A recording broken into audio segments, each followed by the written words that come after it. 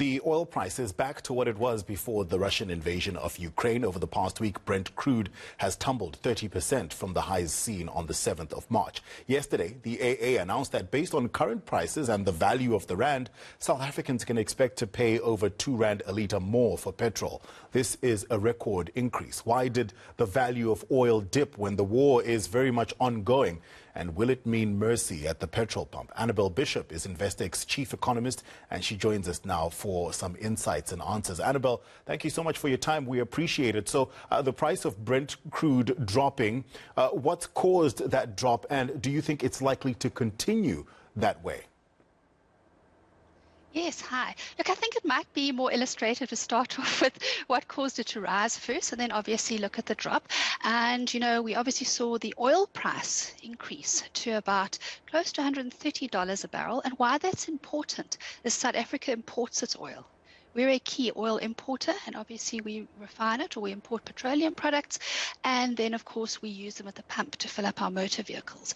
And in South Africa, it's the rand price of oil that matters. So while the oil price rose dramatically when the Russian-Ukrainian war was at its most intense period, it has now subsided quite significantly because of the fact that the war is believed to be nearing some type of resolution. But I think it's important to note that oil prices are still high. They haven't collapsed completely, and there's still a petrol price increase in the offing for April. So do you see the oil price correcting further? And that increase for us when our fuel prices are adjusted in about 3 weeks' time, how steep do you think that will be? So the oil price has now come back to about $100 a barrel. And of course, we're looking at the Brent crude oil price. In rand terms, we have obviously seen a slight strengthening in the rand recently as well. And that's because of the Federal Open Market Committee meeting last night. They hiked interest rates, yes, but the governor, the chairman of the Federal Open Market Committee, the United States' MPC, they indicated very strongly that their economy is doing particularly well. And that gave a lot of positive sentiment to financial markets. So all in all, we actually have seen some improvement, and of course the expectation now is for the petrol price in South Africa to be around a R2 per litre increase instead of a R2.50 or worse increase in April. Bear in mind that the slate fund, which is often used to absorb petrol price increases, was used up in January and February. Annabel, what role does China play in the volatility of oil prices? So I think, you know, what's quite key here is China is the world's largest oil importer. Sorry, I was just bringing up a document. I can just tell you exactly what the current scheduled petrol price increase as well to answer your question just now. And that is exactly R2.05 a litre at the moment for April. So China is the world's largest importer of oil. And of course, that's also caused oil price to moderate a bit recently. And that's because we find ourselves in a situation where China has been instituting very hard lockdown restrictions. And of course, as a consequence of that, we obviously have seen worries that the Chinese economy might not use as much oil as it usually does, which has suppressed the price somewhat. Very quickly, Annabel, talk to me about the fears that Russia might default on its debt. Why are there those fears? And what effect could it have on global markets and on South Africa?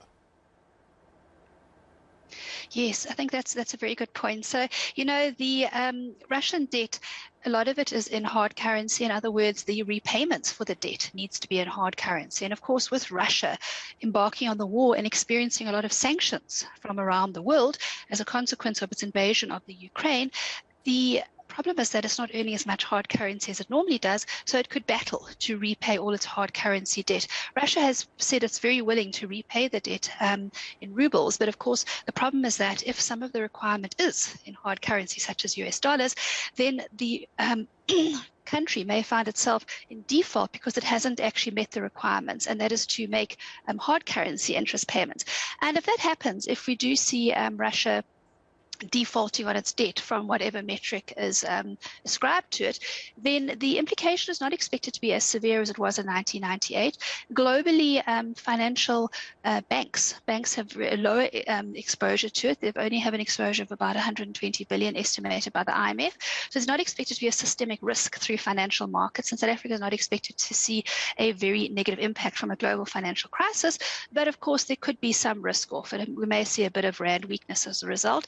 But the rand's been benefiting quite substantially for a number of reasons, both because we're geographically far removed from the conflict as an emerging market, but also, of course, as well, foreigners have been impressed by the budget which we put through earlier this year, and of course the fact that we are a key commodity exporter, that's also benefited the currency as well.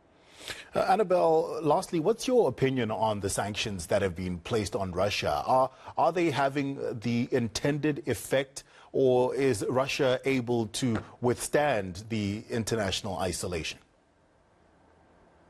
Well, from an economic perspective, I think you're quite right. You know, the sanctions were imposed with the intention certainly led by the US and from Western countries around the world, in order to cause economic hardship for Russia. And of course, you know, that has come in the face of the negative reaction from Western countries to the invasion of the Ukraine by Russia.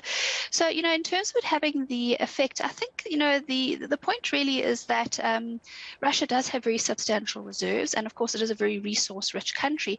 So while it has been able to continue functioning in terms of proceeding with its war in Ukraine, and of course as well with still exports of some of its fossil fuels, the US has obviously banned the export of oil and fossil fuels to its country from Russia. So it's more of a, I think, a slow approach that eventually will bring greater and greater harm to Russia. I think that's probably the intention of the Western countries. But I think at the moment, you know, Russia is not at the point yet where I think it necessarily feels it needs to give up because of the harshness of the economic sanctions, because obviously, you know, the war has not reached resolution yet, but there are, on the other hand, progressing very far in talks on a ceasefire, and of course, you know, those talks do include many stipulations, many requirements. I think there's 15 points.